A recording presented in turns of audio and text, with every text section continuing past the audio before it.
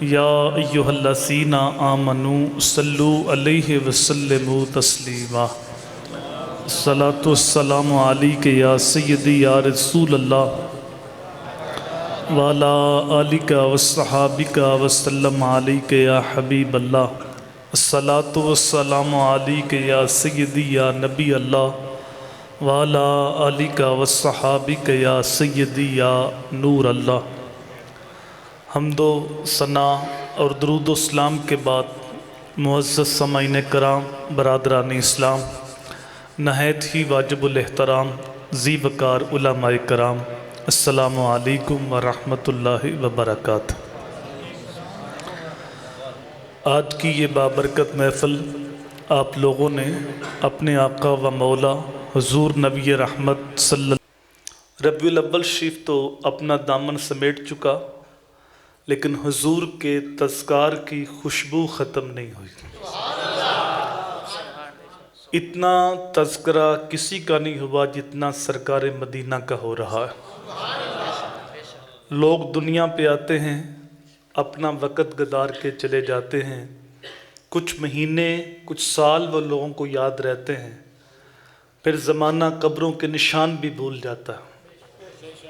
ہماری حالت تو اتنی نازک ہے کہ ہم خونی رشتے بھول جاتے ہیں۔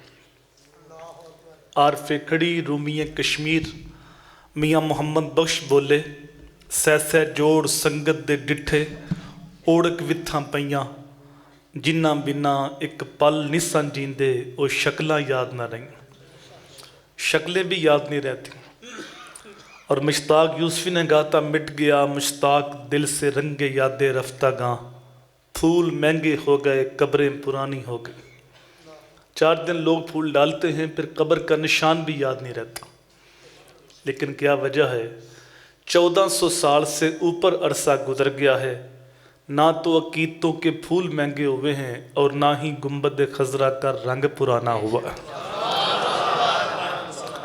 صدیوں قبل میرے حضور دنیا پہ تشریف لائے تھے، لیکن ماحول کی تازگی بتاتی ہے جیسے کو کل ہی گزر کے گیا ہے۔ زمین سے آسماں تک، آسماں سے لامکاں تک ہے، کہاں کھولے تھے گیسو یار نے، خوشبو کہاں تک ہے۔ کائنات کا ذرہ ذرہ میرے حضور کے ذکر سے مہکتا ہے، اور اہل ایمان حضور کے ذکر سے اپنے دکھی دل کو تسکین دیتے ہیں۔ کتنا میٹھا نام ہے۔ جب کسی کے لبوں پہ حضور کا نام آتا ہے تو لگتا ہے منہ میں شہد گل گیا ہے۔ یہ انور مسعود صاحب، یہ ہیں تو ملاحیہ شاعر، لیکن جب حضور کی مدحت میں قلم اٹھاتے ہیں تو کمال کر دیتے ہیں۔ ان کا نام لبوں پہ آئے، میٹھا میٹھا منہ ہو جائے۔ ان کا نام لبوں پہ آئے، میٹھا میٹھا منہ ہو جائے۔ ان کے بول بہاروں جیسے اور اصحاب ستاروں جیسے، ان سا پیارا اور نہ کوئی، ان سے بچھڑ کے لکڑی روئی، جب وہ سیر کو جایا کرتے سر پہ بادل سایا کرتے۔ وہ شانوں کے مالک ہیں، جب ان کا تذکرہ نور چھڑتا ہے تو ماحول میں خوشبو پھیل جاتی۔ اور یہ عمل خلف سلف کے اندر بڑا محبوب رہا کہ وہ مل بیٹھ کے حضور کی آمد کے تذکرے کرتے اور حضور کے ذکر سے اپنے دل کی بنجر زمینوں کو آباد کرتے۔ اور یہ میرے رب کا حکم ہے، قل بفضل اللہ وبرحمتہ فبذالک فلیفرحوا۔ حبیب آپ ارشاد فرما دو، جب تم پہ اللہ کا فضل یا اللہ کی رحمت ہو تو اس فضل اور رحمت کے حصول پر خوشی منایا کرو۔ کوئی بھی اللہ کا فضل ہو، کوئی بھی اللہ کی رحمت ہو، اس فضل اور رحمت کے حصول پر خوشی منانے کا حکم میرے رب نے دیا۔ اگر میں آپ سے پوچھوں کہ آپ کے نزدیک اللہ تعالیٰ کا سب سے بڑا فضل کیا ہے، تو آپ تو پڑھے لکھے لوگ حضرات تشریف فرما ہو۔ بالکل ان پڑھ آدمی جو ایک دن بھی سکول نہیں گیا، ایک دن بھی مدرسے نہیں گیا، اس سے پوچھو کہ اللہ کا سب سے بڑا فضل کیا ہے، تو اس کے لبوں پہ جو نام آئے گا وہ میرے نبی کے نام آئے گا۔ اور اگر میں پوچھوں کہ اللہ کی سب سے بڑی رحمت کیا ہے، تو یہ بچہ بچہ جانتا ہے، وَمَا أَرْسَلْنَاكَ إِلَّا رَحْمَةً لِلْعَالَمِينَ۔ تو اللہ کا سب سے بڑا فضل بھی حضور ہیں، اور اللہ کی سب سے بڑی رحمت بھی حضور ہیں۔ تو حضور کی آمد پر خوشی کرنا، اظہار مسرت کرنا، یہ حکم خداوندی بھی ہے، تقاضا ایمان بھی ہے، اور فطرت انسان بھی ہے۔ اس فطرت کو اللہ تعالیٰ نے دوسرے مقام پہ بیان کیا، اِذَا ذَقْنَا الْإِنسَانَ مِنَّا رَحْمَةً فَرِحَ بِهَا۔ جب بھی انسان کو ہماری جانب سے کوئی رحمت ملتی ہے تو وہ رحمت کے حصول پر خوش ہوتا ہے۔ کوئی بھی انسان کو جب اچھی چیز ملے، کسی مسلک کے ساتھ تعلق ہے اس کا، کسی مذہب کا ماننے والا ہے، جب اس کو اچھی چیز ملے گی تو وہ خوشی کا اظہار کرے گا۔ وہ بوڑھا ہے یا بچہ، چھوٹا سا بچہ ہے، محبت کے ساتھ اس کو دیکھو، اس کے چہرے کی بلائیں لو، اس کے بالوں میں انگلیاں پھیرو تو مچل جائے گا، گور کے دیکھو، تھپڑ مارو تو روئے گا۔ یہ فطرت ہے۔ اور اگر اس سے برعکس ہو، اس کو پیار دیں تو رونا شروع کر دے، گوریں تھپڑ مارے تو ہنسنا شروع کر دے، تو ہم کیا سمجھیں گے؟ اس کا توازن عقلی ٹھیک نہیں۔ ڈاکٹر کے پاس لے جاؤ، چھوٹا سا بچہ ہے، پیار دیتے ہیں تو روتا ہے، گورتے ہیں تو ہنستا ہے، جبکہ فطرت اس کے برعکس ہے۔ فطرت یہ ہے کہ اچھی چیز کے اصول پہ خوش ہوتا ہے۔ کسی مسلک کا آدمی کسی مذہب کے ساتھ تعلق ہے، اپنا گھر تعمیر کرتا ہے، دوستوں کو بلا کے دعوت کرتا ہے، بھی کس لیے دیگ پکائی ہے، کس لیے کھانا کھلا رہے ہو؟ کہتے اللہ کا فضل ہوا، پہلے کرائے پہ رہتے تھے، اللہ نے اپنا مکان دے دیا۔ کسی مسلک کا آدمی کسی مذہب کے ساتھ تعلق ہے، گاڑی خریدتا ہے، دوستوں کے اندر مٹھائیاں بانٹ رہے ہیں۔ کیوں بھائی؟ کس خوشی میں منہ میٹھا کرا رہے ہو؟ پہلے رینٹ پہ گاڑی لیتے تھے، اللہ کا فضل ہوا، اللہ نے اپنی سواری دے دی۔ کسی مسلک کا آدمی کسی مذہب کے ساتھ تعلق ہے، اپنا کاروبار شروع کرتا ہے تو خوشی کا اظہار کر رہا ہے، مٹھائیاں بانٹ رہا ہے، دوست احباب کو کھانے کھلا رہا ہے۔ کس خوشی میں دعوت ہے؟ کہتے ہیں پہلے کسی کے پاس نوکری کرتے تھے، اللہ کا فضل ہوا، اللہ نے اپنا کاروبار دے دیا۔ تو یہ فطرت ہے انسان کی، صرف مسلمان کی فطرت نہیں۔ قرآن پاک میں مسلمان کے لفظ نہیں، انسان کے لفظ ہیں۔ اذا ذقنا الانسان منا رحمتا، جب بھی انسان کو ہماری جانب سے کوئی رحمت ملتی۔ مجھ سے قبل حضرت نعت پڑھ رہے تھے، آپ سبحان اللہ کہہ رہے تھے، ان کی طبیعت مچل رہی تھی۔ اگر یہ نعت پڑھتے، آپ منہ بسور لیتے، منہ دوسری طرف کر لیتے، تو ان کی طبیعت میں تلخی پیدا ہوتی۔ اچھی چیز کے اصول پہ انسان خوش ہوتا۔ آپ محبت کے ساتھ کسی کو پھول پیش کریں، وہ خوش ہوگا۔ آپ کسی کو خوش کرنے کے لیے کوئی جملہ بول دیں تو اس کی طبیعت میں فرحت آئے گی۔ یہاں ہے رحمتن، اذا ذقنا الانسان منا رحمتن، جب بھی انسان کو ہماری جانب سے کوئی رحمت ملتی ہے، فارحہ بہا، تو رحمت کے حصول پہ خوش ہوتا ہے۔ تو مجھے بتاؤ، اگر اس انسان کو رحمت للعالمین مل جائیں تو پھر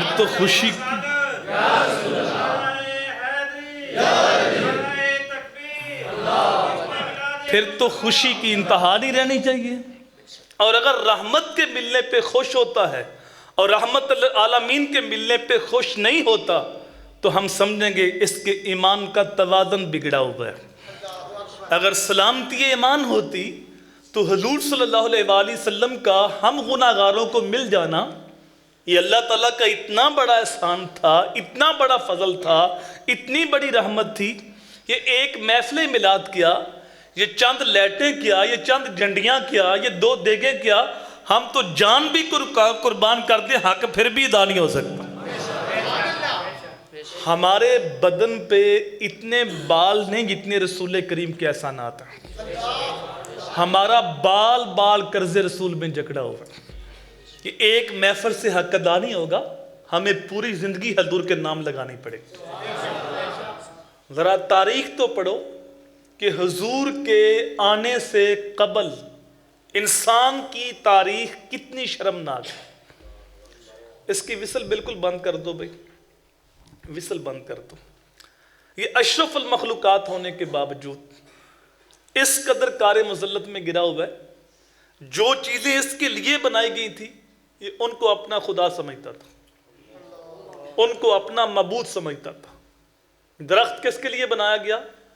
انسان کے لیے، انسان کو پھل دینے کے لیے، انسان کو چھو دینے کے لیے، اس کو ایندھن دینے کے لیے، اس کے ذوق نظارہ کے لیے، اسے آکسیجن دینے کے لیے۔ لیکن یہ درخت کو سجدہ کرتا ہے، اس کو پتہ نہیں کہ میں ہوں کیا اور میں کر کیا رہا ہوں۔ تو جو خود شناس بھی نہیں تھا وہ خدا شناس کیسے ہو سکتا؟ چاند سورج انسان کی راہوں میں روشنی بکھیرنے کے لیے، یہ کبھی چاند کو پوجتا ہے، کبھی سورج کو پوجتا ہے، گرتے بہتے پانیوں کی پوجا کرتا ہے، کبھی آگ کو سجدہ کرتا ہے، کیڑے مکوڑوں کی پوجا کرتے ہیں۔ یہ جو کیچوا ہوتا ہے کانٹے کو لگاتے ہیں مچھلی پکڑنے کے لیے، یہ بھی انسان کا معبود رہا ہے۔ اب اس سے بڑی ذلت اور کیا ہوگی؟ اس قدر مت ماری گئی تھی کہ اپنے ہاتھ سے مٹی کے مادو بناتا ہے، پھر دھوپ میں رکھتا ہے اس کو خشک ہونے کے لیے، اور جب خشک ہوتا ہے پھر اس کو سجدہ کرتا ہے۔ اتنی بھی عقل نہیں، جس کو میں نے خود تراشا ہے وہ میرا خدا کیسے ہو سکتا ہے؟ پھر سوچو کون آیا جس نے شعور زندگی بخشا؟ کون آیا جس نے گری ہوئی قوم کو اٹھایا؟ کون آیا جس نے پریکٹیکل کر کے سمجھایا او میاں ہوش کرو، یہ چیزیں تمہاری معبود نہیں ہیں، یہ تمہارے در کی نوکر ہے۔ چاند کو پوچھتے ہو؟ نہیں، یہ تمہارا معبود نہیں ہو سکتا۔ یہ دیکھو تمہارے نبی کا اشارہ ہوتا ہے، چاند کے دو ٹکڑے ہو جاتے ہیں۔ سورج کو پوچھتے ہو؟ یہ تمہارا خدا کیسے ہو سکتا ہے؟ یہ محمد کی انگلی اٹھتی ہے، چاند سورج جو ہے ڈوبا اثر کے وقت پہ آ جاتا ہے۔ درختوں کو پوچھتے ہو؟ جا میں نہیں کہتا، تو ہی کہہ، تجھے اللہ کا رسول بلاتا ہے۔ درخت بھاگتا قدموں میں سلامی دیتا ہے۔ پتھروں کو پوچھتے ہو؟ دیکھو پتھر ابو جال کی مٹھی میں ہے، کلمہ محمد عربی کا پڑھ رہے، وہ سڑیاں کھجوراں اگا جاندہ ہے، وہ پتھراں نو کلمے پڑھا جاندہ ہے، وہ گونگیاں تھی گلاں کرا جاندہ ہے۔ قطرے کو سمندر ذرے کو ستارہ کرتے ہیں، کونین کو خم آ جاتا ہے جب زلف سوارا کرتے ہیں۔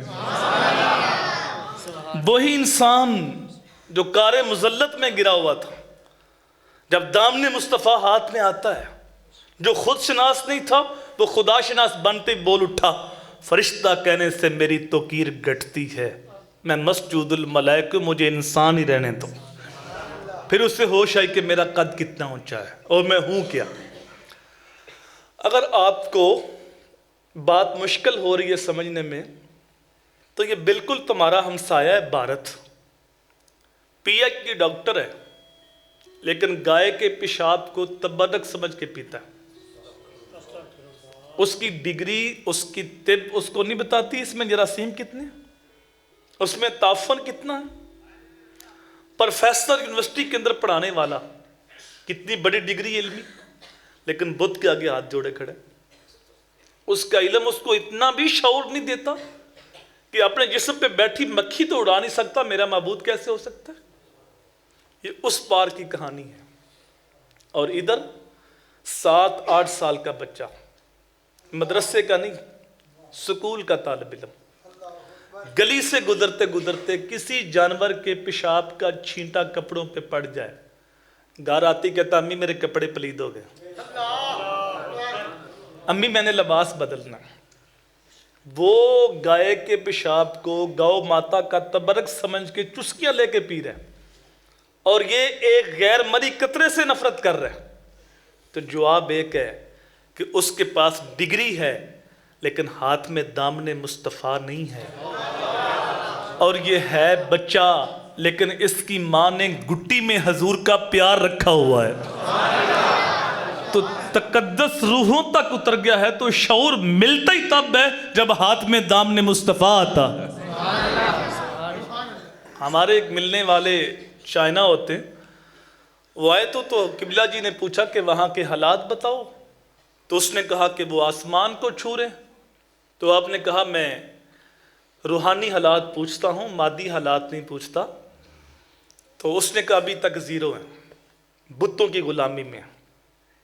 پھر اس نے ہنس کے کہا کہ اب تھوڑے تھوڑے سیانے بھی ہو رہے ہیں۔ تو آپ نے کہا وہ کس طرح؟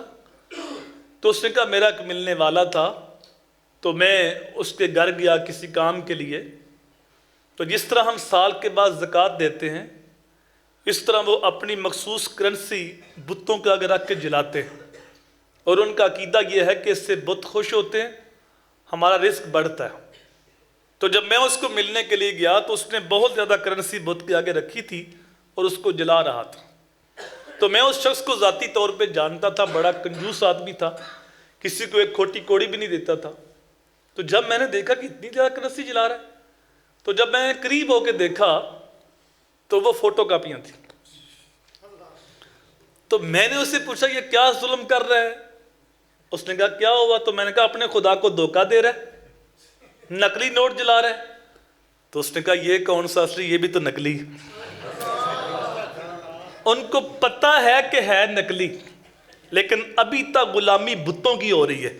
بتوں سے جان تب چھوٹے گی جب ہاتھ میں دامن مصطفیٰ آئے گا۔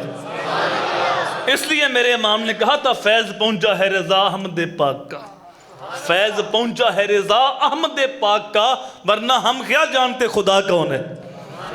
یہ تو حضور کی کرم نوازی کے سارے بتوں سے ہٹا کے ایک خدا کے آگے جھکا دیا۔ اس لیے مجدد پاک نے کہا تھا من خدا را ازاں پرستم کے او رب محمد است، میں تو خدا کو خدائی اس لیے مانتا ہوں کہ وہ میرے محمد کا رب ہے۔ تو رسول کریم صلی اللہ علیہ وآلہ وسلم کا ہم گناہ گاروں کو مل جانا یہ اللہ کا اتنا بڑا احسان ہے۔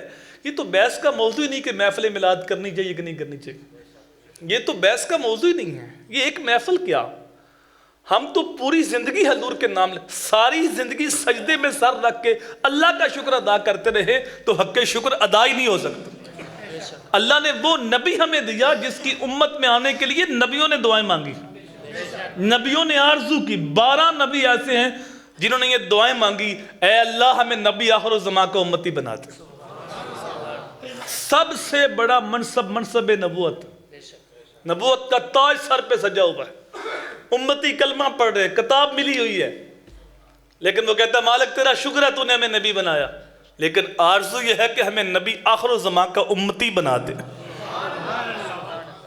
ابن عساکر نے دمشق کبیر کے اندر، محدث سیوطی نے الخصائص الکبریٰ کے اندر ایک لمبی روایت لکھی کہ جب موسیٰ علیہ السلام پر توریت کا نزول ہوا تو انہوں نے اللہ کی بارگاہ میں عرض کی باری تعالیٰ میں نے توریت کے اندر ایک ایسی امت کا تذکرہ پڑھا ہے جو آئے گی بعد میں، لیکن فضیلت کے اعتبار سے سب سے پہلے نمبر پہ ہوگی، اس کا بعد میں آنا اس کے مجد و شرف کو کم نہیں کرے گا۔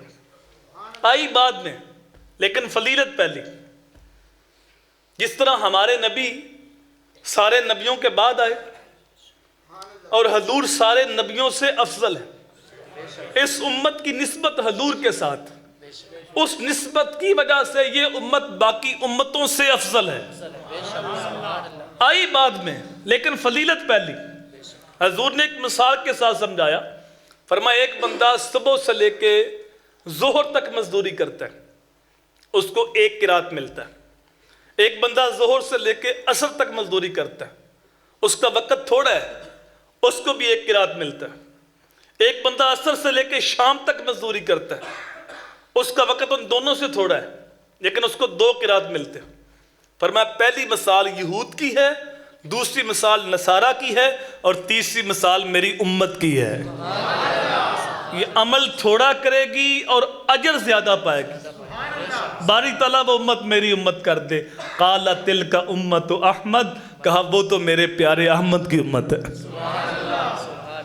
کبھی آپ نے دیکھا ہوگا فوجیوں کو ٹریننگ کراتے ہوئے کہ ان کا جو کمانڈر ہے وہ لین کے اندر دوڑاتا ہے، جب ان کی ٹریننگ اختتام کو پہنچتی ہے تو کہتا ہے اباؤٹ ٹرن، واپس پلٹو، تو وہ اوپر سے چکر کاٹ کے نہیں آتے بلکہ ان قدموں کے بل پلٹ جاتے۔ جو سب سے پیچھے ہوتا ہے وہ سب سے، بولیے وہ سب سے، سارے بولو جو سب سے پیچھے وہ سب سے آگے ہو جاتا ہے۔ اسی طرح امت مصطفیٰ جب دنیا پہ آئی تو سب سے آخر میں آئی، لیکن قیامت کے دن جب خدا جنت کے دروازے کھول کے اباؤٹ ٹرن کہے گا، سب سے آگے امت مصطفیٰ ہوگی۔ میرے حضور نے فرمایا سارے نبیوں پر جنت حرام ہے جب تک میں جنت کے اندر نہ چلا جاؤں، ساری امتوں پر جنت حرام ہے جب تک میری امت جنت کے اندر نہ چلی جائے۔ باری طرح وہ امت میری امت کر دے، قالا تلک امت احمد، کہا وہ تو میرے پیارے احمد کی امت۔ پھر عرض کی اللہم انی اجدو فی الالواح امتن اناجیلہم فی صدورہم یقرؤون ظاہرہ فاجعلھا امتی، قال تلک امت احمد۔ باری تعالیٰ میں نے ایسی امت کا تذکرہ پڑھا ہے جن کی انجیلیں ان کے سینوں میں ہوں گی اور وہ بغیر دیکھے ہی پڑھیں گے، وہ امت میری امت کر دے، قال تلک امت احمد، کہا وہ تو میرے پیارے احمد کی امت۔ پچھلی امتوں میں کتاب اللہ کا حافظ صرف نبی ہوتا تھا، نبی کے علاوہ امتی کو یہ اعزاز نصیب نہیں تھا کہ وہ اللہ کی کتاب کو حفظ کر سکے۔ آپ کو توریت، زبور، انجیل کا حافظ نہیں ملے گا۔ آصف بن برخیہ کا واقعہ سورہ نمل کے اندر موجود ہے، جو تخت بلقیس لے کر آئے، ان کے بارے میں بھی قرآن کہتا ہے قال الذی عندہ علم من الکتاب، وہ اٹھا جس کے پاس کتاب اللہ کا کچھ علم تھا۔ یہ من تبیدیہ ہے، پوری کتاب کا عالم نہیں تھا، زبور کی کچھ ایتیں جانتا تھا۔ تو پچھلی امتوں میں کتاب اللہ کا حافظ صرف نبی ہوتا تھا، نبی کے علاوہ امت میں کوئی بندہ کتاب کو حفظ نہیں کر سکتا تھا۔ لیکن حضور کی امت کو یہ اعزاز ملا کہ 6-7 سال کا بچہ ہوتا ہے، پورا قرآن سینے کے اندر محفوظ ہوتا ہے۔ باری تعالیٰ وہ امت میری امت کر دے، قال تلک امت احمد، کہا وہ تو میرے پیارے احمد کی امت ہے۔ پھر عرض کی باری تعالیٰ میں نے توریت کے اندر ایسی امت کا تذکرہ پڑھا ہے جو نیکی کی نیت کرتی، نیکی کی نہیں، بس نیت کی، تو نامہ اعمال میں نیکی لکھ دی جاتی، وہ امت میری امت کر دے، قالا تلک امت احمد، کہا وہ تو میرے پیارے احمد کی امت۔ اس امت کو نیکی کی نیت پر ثواب ملتا ہے، نیت پکی ہو۔ آپ جانتے ہیں کہ جنگ بدر کے اندر مسلمانوں کی تعداد کتنی تھی؟ 300، یہ بچہ جانتا ہے، لیکن تاریخ کے اوراق اٹھا کے دیکھیں، جو جنگ کے اندر حاضر ہو کے دو بدو لڑے تھے وہ 313 نہیں تھے، وہ 305 تھے۔ 8 صحابہ وہ تھے جن کو حضور صلی اللہ علیہ وآلہ وسلم نے مختلف کاموں کی غرض سے واپس بھیج دیا، جن میں سیدنا عثمان غنی بھی ہیں، جو حضور صلی اللہ علیہ وآلہ وسلم کے داماد ہیں۔ حضور کی صاحبزادی جو سیدنا عثمان غنی کی اہلیہ تھی وہ بیمار تھی، وہ تیمارداری کے لیے رک گئے تھے۔ اس طرح 8 صحابہ کو حضور نے واپس بھیج دیا، لیکن جب مال غنیمت تقسیم ہوا تو ان 8 کو برابر حصہ دیا گیا۔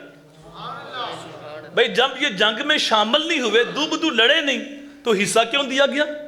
اس لیے کہ بندہ مومن کو نیت پہ ثواب ملتا ہے، اور یہ نیت کر کے گھر سے چل پڑے تھے، حضور نے مختلف کاموں کے لیے واپس بھیجا، تو یہ وہاں حاضر ہو کے لڑے نہیں، لیکن ثواب میں بھی شامل ہے، مال غنیمت میں بھی شامل ہے۔ حدیث میں آتا ہے قیامت کے دن ایک بندہ نامہ مال کھولے گا، اس میں حج لکھا ہوگا، عرض کرے گا باری تعالیٰ میں نے حج کیا ہی نہیں۔ اللہ فرمائے گا تو نے حج نہیں کیا، لیکن جب لوگ جاتے تھے حج کرنے تیرا دل تڑپتا تھا، تیری تڑپ کو دیکھ کر تیرے نامہ مال کے اندر حج لکھ دیا ہے۔ نیت المومن خیر من عملہ، مومن کی نیت اس کے عمل سے بہتر ہے۔ جب بندہ مومن نیت کرتا ہے تو نامہ مال کے اندر نیکی لکھ دی جاتی ہے۔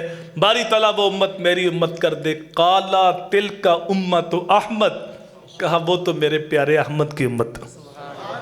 پھر عرض کی باری تعالیٰ میں نے ایسی امت کا تذکرہ پڑھا جو ایک نیکی کرتی ہے، نامہ مال کے اندر 10 نیکیاں لکھی جاتی ہیں، نیکی ایک کی نامہ مال میں 10 لکھی گئی۔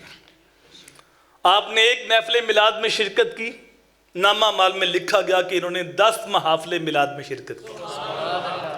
میزبان نے ایک محفل کروائی، نامہ مال میں لکھا گیا کہ انہوں نے 10 محافل میلاد کرائیں۔ ایک نیکی پہ 10 کا ثواب ملتا۔ آپ جانتے ہیں کہ معراج کی رات اس امت پہ کتنی نمازیں فرض ہوئیں؟ 50 نمازیں فرض ہوئیں۔ موسیٰ علیہ السلام عرض کرتا ہے کہ آپ کی امت 50 نمازیں نہیں پڑھ سکتی۔ حضور واپس پلٹے، 5 معاف ہو گئیں، 45 رہ گئیں۔ موسیٰ علیہ السلام عرض کرتے ہیں یہ بھی زیادہ ہے، آپ کی امت 45 بھی نہیں پڑھ سکتی۔ حضور پھر واپس گئے، پھر 5 معاف ہو گئی۔ وقت مختصر ہے، حدیث لمبی، 9 چکر میرے حضور نے لگائے اور ہر بار 5 معاف ہوتی گئی اور آخر میں رہ گئی 5۔ موسیٰ علیہ السلام عرض کرتے ہیں کہ آپ کی امت 5 نمازیں بھی نہیں پڑھ سکتی۔ میرے حضور نے فرمایا کہ اب مجھے اپنے رب سے حیا آتی۔ حضور نے امت پہ توقع رکھی کہ میری امت اتنی نکمی تو نہیں کہ 5 بھی نہ پڑھ سکے۔ میں اور آپ ذرا غور کریں، یہ جو محافل ہوتی ہیں یہ صرف کانوں کا چسکا نہیں ہوتا کہ ہم وقتی طور آئیں، نعرے مارے، نوٹ پھینکے، لنگر کھائیں، چلے جائیں۔ یہ مقصد نہیں ہوتا۔ مقصد ہوتا ہے اپنے اندر اترنا، خود کلامی کرنا، خود احتسابی کرنا۔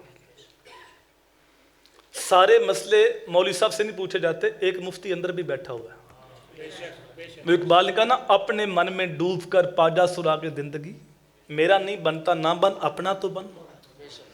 ذرا ایک لمحے کے لیے میں بھی اپنے آپ پہ غور کروں، آپ بھی سوچیں کیا ہم اپنے عمل سے، اپنے رویے سے، اپنے طرز زندگی سے یہ تو ثابت نہیں کر رہے کہ ہاں ہم واقعی نکمے ہیں کہ 5 بھی نہیں پڑھ سکتے۔ صبح کا جب وقت ہوتا ہے تو چڑیاں بھی اس کی پاکی بول رہی ہوتی ہیں، کیڑے مکوڑے بھی بلوں سے سر نکال کے رب کا نام لے رہے ہوتے ہیں، اور یہ اشرف المخلوقات لمبی تان کے سویا ہو تو شرم کی بات نہیں تو اور کیا ہے۔ اقبال کہتا ہے ایک سجدہ جسے تو گراں سمجھتا ہے، 1000 سجدوں سے آدمی کو دیتا ہے نجات۔ جو اللہ کے دور جھکنا جانتا ہے وہ کسی اور کے آگے نہیں جھکتا۔ تو کتنے دکھ کی بات ہے کہ عشاء کے بعد محفل میلاد شروع ہو اور سال کے بعد محفل ہو، اور جس دن محفل ہو اس دن ہم کام کاج سے جلدی فارغ ہو گھر پہنچ جائے کہ آج ہمارے گاؤں میں محفل میلاد ہے، لیکن ہم گھر بیٹھ کے انتظار کرتے رہے ہوں کہ عشاء کی نماز ہو جائے بعد میں جائیں گے۔ یہ عشاء کی نماز تو فرض تھی، اس کے بعد واجب ہے، اس کے بعد سنت ہے، اس کے بعد مستحب ہے۔ تو محفل میں آنا مستحب ہے اور نماز پڑھنا فرض ہے، تو ہم نے چوتھے درجے کو ترجیح دی جو مستحب ہے اور فرض کو ترجیح نہیں دی۔ اور پھر جب ہم محفل میلاد میں تھے تو سارے عاشق رسول تھے، جب نوٹ پھینکنے تھے، نعرے مارنے تھے، سارے عاشق تھے۔ اور پھر محفل اتنی لمبی ہو گئی کہ رات کے 12 بج گئے، 1 بج گیا، صبح پکے نمازی بھی غائب ہوتے ہیں، جو پڑھتے تھے وہ بھی گئے۔ تو مجھے بتاؤ یہ کیا حلیہ ہم پیش کر رہے ہیں، اپنے عمل سے کیا ثابت کر رہے ہیں؟ سال میں 2 راتیں آئیں جب ہماری مسجدیں بری تھیں، شب برات کو، شب قدر کو، رش تھا مسجدوں میں، لیکن ہم دیکھتے ہیں عشاء وقت 1.5 صف تھی، گھنٹے بعد مسجد بھر گئی تھی، لوگ توبہ کر رہے تھے، نفل پڑھ رہے تھے، آنسو بہا رہے تھے، اور فجر وقت پھر 1 صف تھی، نہ عشاء پڑھی نہ فجر پڑھی اور درمیان میں توبہ بھی کی۔ کاش ہم دین کی روح کو سمجھتے۔ مدینے سے آواز آتی جو بندہ توبہ بھی کرتا ہے، گناہ چھوڑنے کا ارادہ بھی نہیں رکھتا، ایسا بندہ اپنے رب کے ساتھ مذاق کرتا ہے۔ توبہ بھی کر رہا ہے، نماز فجر کی نہیں پڑھ رہا، توبہ بھی کر رہا ہے، رشوت بھی جاری، سودی کاروبار بھی جاری، توبہ بھی کر رہا ہے، جھوٹ بھی نہیں چھوڑ رہا، ایسی توبہ کا فائدہ کیا؟ تو ہم فرض کو ترجیح نہیں دیتے، ہم مستحب کو ترجیح دیتے ہیں۔ 11ویں شریف مستحب ہے، وہ ہم اہتمام سے دلاتے ہیں، لیکن نماز فرض ہے وہ ہم نہیں پڑھتے۔ جنازہ فرض کفایہ ہے، ایک بندہ بھی پڑھ لے سب کی طرف سے کافی۔ تو لوگ انتظار کر رہے ہوتے ہیں، وضو کر کے باہر کھڑے ہوتے ہیں کہ جنازہ پڑھنا ہے، مغرب کے بعد جنازہ ہے، عصر کے بعد جنازہ ہے، اندر جماعت ہو رہی ہے، ان کا وضو بھی ہے، وقت بھی ہے، لیکن وہ فرض نہیں پڑھیں گے اور فرض کفایہ کو ترجیح دیں گے۔ تو میرے بھائی، دین موم کی ناک نہیں، جدھر مرضی مروڑے، دین میرے نبی کی اداؤں کا نام ہے۔ کتنا خوش نصیب وہ گھر ہے جب صبح کا سپیدہ طلوع ہوتا ہے تو مرد حضرات مسجد کا رخ کرتے ہیں اور مائیں بہنیں بیٹیاں گھروں میں مصلے بچھاتی ہیں، اور ان کے دن کا آغاز سجدوں سے، تلاوت قرآن پاک سے ہوتا ہے۔ اور کتنا بد نصیب وہ گھر ہے جب چڑیاں بھی اس کی پاکی بول رہی ہوں اور اس گھر سے خراٹوں کی آواز آ رہی ہو. تو نماز اہم تھی. میرے حضور نے فرمایا کہ اب مجھے اپنے رب سے حیا آتی کہ میری امت اتنی نکمی تو نہیں کہ 5 بھی نہ پڑھ سکے. اب اگر آپ کی توجہ ہو, اللہ تعالیٰ کے علم میں تھا کہ آخر میں 5 رہنی. ہمیں علم نہیں ہوتا کہ بعد میں کیا ہونے والا ہے, لیکن اللہ سے کوئی شے مخفی, بولیے. اللہ کے علم میں تھا کہ آخر میں 5 رہنی ہے. اللہ پہلے ہی 5 دیتا, لیکن اگر اللہ پہلے ہی 5 دیتا پھر لوگوں کو حضور کی عظمت کا پتہ کیسے چلتا؟ اللہ کا یہ قانون ہے کہ لا تبدیل لکلمات اللہ, اللہ کی باتیں تبدیل نہیں ہوتی. لیکن یہاں 9 بار تبدیلی آئی. تبدیلی اس لیے آئی کہ محبوب کے ناد اٹھائے جا رہے ہیں, لوگوں کو بتایا جا رہا کہ اللہ کی نظر میں حضور کا اتنا اونچا مقام ہے, حضور کہیں تو اللہ اپنی بات بھی تبدیل کر لیتا ہے. تو جو باتیں تبدیل نہیں ہوتی اس کے لیے ایک ضابطہ دے دیا, من جاء بالحسنۃ فلہ عشر امثالھا, جو ایک نیکی کرے ہم 10 کا ثواب دیں گے, تم پڑھو گے 5 ثواب 50 کے عطا فرمائیں گے. چونکہ اللہ کی باتیں تبدیل, باری تعالیٰ وہ امت میری امت کر دے جس کو ایک نیکی پہ 10 کا ثواب ملتا ہے. قالت تلک امت احمد, کہا وہ تو میرے پیارے احمد کی امت. وقت سمٹ گیا, روایت لمبی. 9 سوال کیے موسیٰ علیہ السلام نے, اور ہر سوال کے جواب میں یہی کہا گیا وہ تو میرے پیارے احمد کی امت ہے, وہ تو میرے پیارے احمد کی امت ہے. پھر موسیٰ علیہ السلام نے ہاتھ اٹھا لیے, جولی پھیلا لی اور اللہ کی بارگاہ میں عرض کی, اللہم اجعلنی من امت احمد, اے اللہ اس امت کو میری امت نہیں بناتا, نہ بنا, مجھے اس نبی کا امتی بنا دے وہ جس کے نام پر داؤد نے نغمہ سرائی کی, وہ جس کے ذکر پر شاہ سلیمان نے گدائی کی. دل یحییٰ میں رہ گئے ارمان جس کی زیارت کے, لب عیسیٰ پہ آئے واز جس کی شان رحمت کے, وہ بن کر روشنی پھر دیدہ یعقوب میں آیا, جسے یوسف نے اپنے حسن کی میں رنگ میں پایا. نبی تمنا کرتے رہے, آرزو کرتے رہے, وہ آنے والا نہ آیا. ہم نے کوئی دعا نہیں مانگی, کوئی آرزو نہیں کی, سوئے تھے بخت بیدار ہوئے, جب ماں کی گود میں آئے تو مؤذن نے کان میں آ کے اذان دی, میاں مبارک ہو تو حضور کا غلام بن کے آیا ہے. شاہوں سے ملا ہے نہ سکندر سے ملا ہے, اللہ کا عرفان اسی در سے ملا. اوروں کو ملا ہے تو مقدر سے ملا ہے, مجھ کو تو مقدر بھی تیرے در سے ملا. فخر کا دل میں دریچہ باز کرنا چاہیے, جن کا تو آقا ہے ان کو ناز کرنا چاہیے. ہمیں اس بات پہ ناز ہے کہ ہم حضور کے امت ہیں. میری خوش قسمتی کہ میں ان کا امت ہوں, تیری خوش قسمتی کہ تو ان کا امت.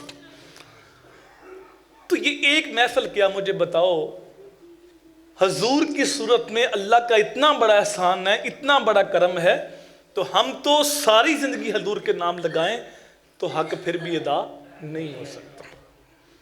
نبی تمنا کرتے رہے, آرزو کرتے. کوئی اللہ کا گھر تعمیر کرتا ہے, اپنے بیٹے کو پاس کھڑا کرتا ہے, بیٹا اللہ کا گھر تعمیر ہو گیا, اللہ سے مزدوری مانگنی ہے, میں دعا مانگتا ہوں تو آمین کہنا. ربنا وابعث فیہم رسولا, اے اللہ اس رسول کو بھیج بھی دے.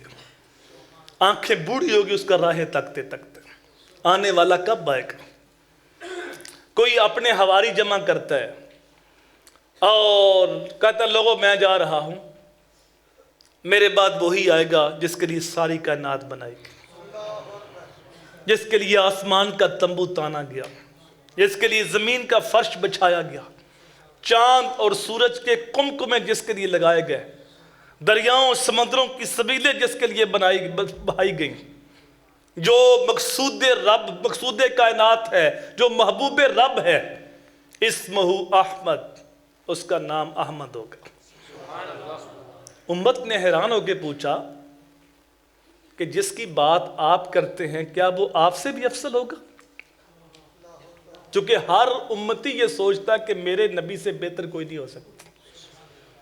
وہ تو بدبخت ہے نا جو کلمہ بھی پڑھے پھر اعتراض بھی کرے. محبوباں تے نکتہ چینی جڑا کرن تو باز نہیں آندا, ਅਸਲ ਮੁਨਾਫਿਕ ਜਾਣੀ ਉਸ ਨੂੰ ਝੂਠੇ ਪਿਆਰ ਜਤਾਉਂਦਾ। ਇਹ ਦੱਸਿਆ ਸਾਨੂੰ ਇਸ਼ਕ ਦੇ ਮੁਫਤੀ ਜਿਹੜਾ ਮੁੜ ਮੁੜ ਪਿਆ ਫਰਮਾਉਂਦਾ। ਆਜ਼ਮ ਜਿੱਥੇ ਦਿਲ लग जावे ਉੱਥੇ ऐब नजर नहीं आता। महबूब के अंदर अगर ऐब हो वो भी खूबी नजर आती है। लेकिन मेरा नबी तो वो नबी है, खुलिकता मुबर्रअम मिन कुल्ले ऐब, जिसके अंदर ऐब नाम की चीज ही कोई नहीं। हसीना जमीला दा मुंह मोड़ दिता, मुहम्मद बनाकर कलम तोड़ दिता। रुख के आईने में मुसव्वर जड़ा हुआ, चेहरे की हर लकीर पे कुरान लिखा हुआ, ऐसा हसीन पैकर तराशा। अल्लाह अकबर। ईसा अलैहिस्सलाम ने कहा कि उसका नाम अहमद होगा। उम्मत हैरान होकर पूछती है कि जिसकी अजमत आप बयान करते हैं क्या वो आपसे अफसल है? क्योंकि हवारियों ने देखा था ना कि अल्लाह ने ये शान ईसा अलैहिस्सलाम को दी है। कोड़ी के जिस्म पे हाथ फेरते हैं वो शिफा याब हो जाता है। मादरजात अंधे की आंखों पे हाथ रखते हैं, आंखों में नूर आ जाता है। मुर्दे को ठोकर मारते हैं, उठ के बातें करने लग जाता है। जो कुछ हवारी खा के आते हैं, जो कुछ पेटों के अंदर होता है, कुरान कहता है ईसा अलैहिस्सलाम वो भी बता देते। जो घर में जमा करके आते हैं ईसा अलैहिस्सलाम वो भी बता देते। तो जिसकी शान ईसा अलैहिस्सलाम बयान कर रहे हैं, क्या वो आपसे अफसल होगा? अब सुनिए ईसा अलैहिस्सलाम का जवाब, आपके दिल में ठंड पड़ जाएगी और हजूर के उम्मती होने पर नाज करेंगे। जब उम्मत ने कहा जिसकी बात आप करते हैं क्या वो आपसे भी अफसल होगा? ईसा अलैहिस्सलाम ने कहा तुम अफसल होने की बात करते हो, वो तो इतनी अजमतों का मालिक है, इतनी शानों का मालिक है, अगर उसके नालैन के तस्मे खोलने की सआदत ईसा इब्ने मरियम को मिल गई ये भी मुकद्दर की बात है। अगर मैं उसके नालैन के तस्मे खोल सकूं तो अपने मुकद्दर पे नाज करूं। मोहम्मद जाने जाना है, पैगंबर हो तो ऐसा। मोहम्मद जाने जाना है, जो महबूब है उनकी भी जान है। मोहम्मद जाने जाना है, पैगंबर हो तो ऐसा हो। रसूलों की बिशारत से मुबशर हो तो ऐसा हो। अमर तोकीर का सबको मुवक्कर हो तो ऐसा हो, और किया हमको गुलाम उनका मुकद्दर हो तो ऐसा हो।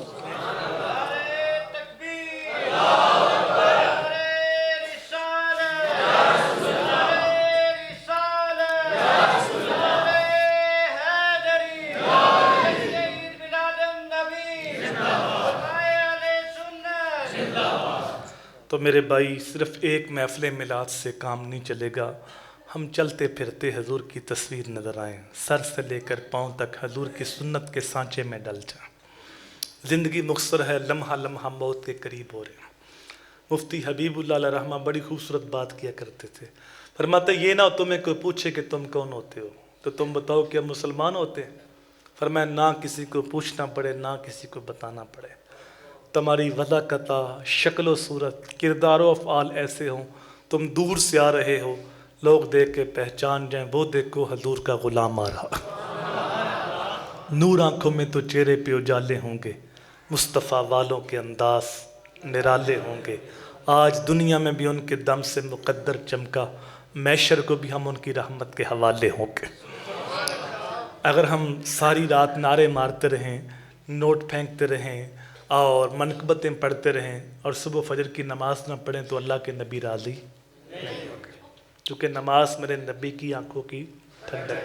नमाज इतनी महबूब थी मेरे हजूर को, जब नमाज का वक्त होता ये ना कहते अजान कहो, बल्कि फरमाते अरेहना या बिलाल, अरेहना या बिलाल, बिलाल उठो हमारे दिल को राहत पहुँचाओ।